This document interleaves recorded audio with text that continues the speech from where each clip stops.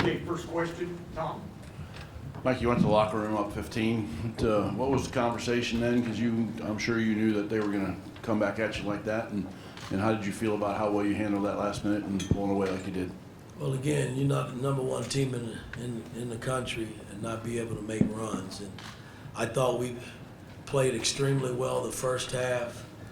I mean, from the start to the end of that half, our defense was really, really good. And, I thought we got a little stagnant the second half, and their defense picked up, and we didn't have a lot of answers for Big Edie the second half. I mean, he kind of had his way, but he's a big load, man, for any team. And I thought for the most part we battled him, and then we made the plays that we needed to make coming home.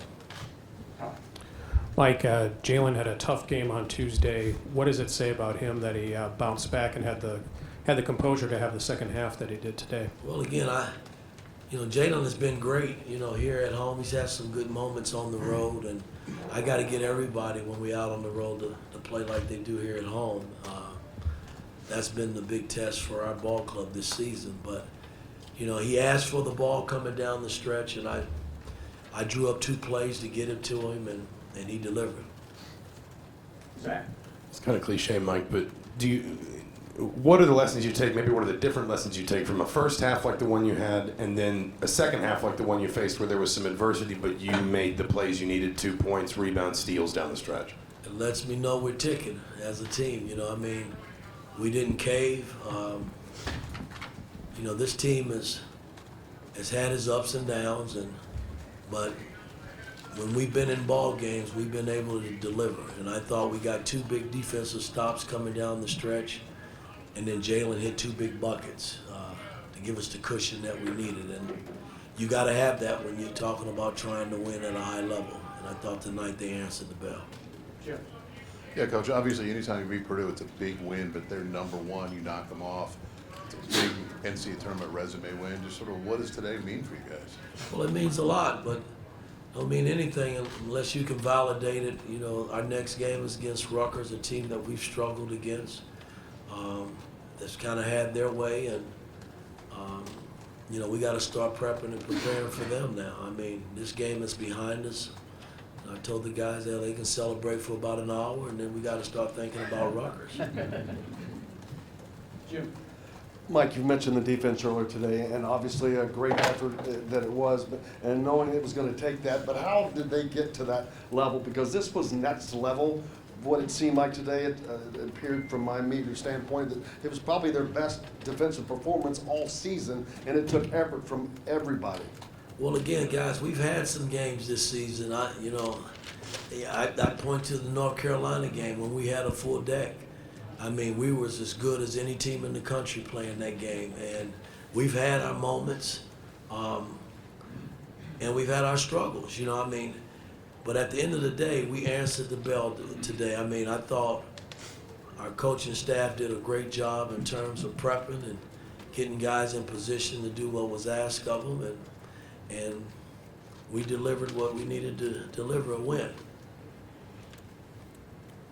Mike, what kind of role do you think the crowd played in your win tonight?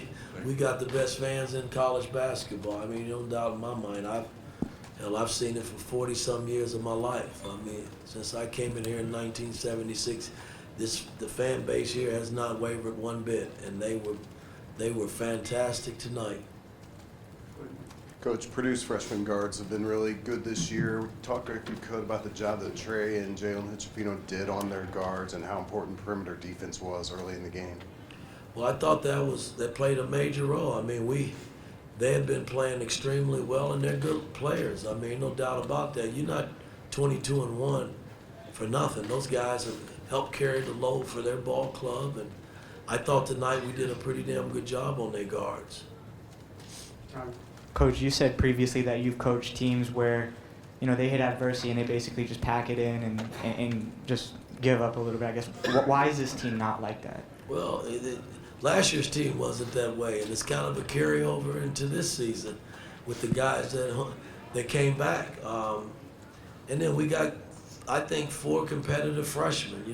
It's a shame I can't play them all, But, I thought Malik gave us some positive minutes. Caleb came in and gave us some positive minutes. And, those guys are future guys that, that we're going to have to lean on to get better over the summer and get ready for the next seasons that they're here. But I don't know. I mean, this is Trace and Race and X, who's not with us right now, and Miller's. This is their last go around, man.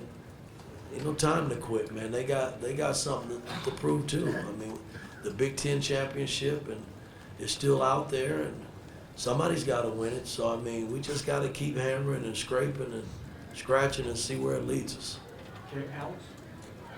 Looking at the turnovers, you turned it over 8 times. I think they only got 8 points off that. They turned it over 16. You get 20 off that. Why do you think that was such a advantage you guys were able to I just thought our pressure early put us in a different place defensively, and they're a team that don't turn it over. They really rarely turn the ball over. But I just thought our pressure allowed them to make mistakes, and we doubled Edie some, early.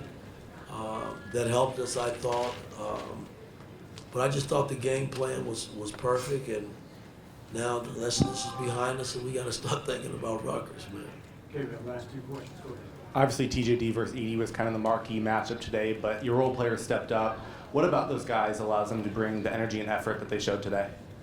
Well, again, I mean, yes, Edie and Trace Jackson are 2 of the top players in the country, I think, and they showed that tonight.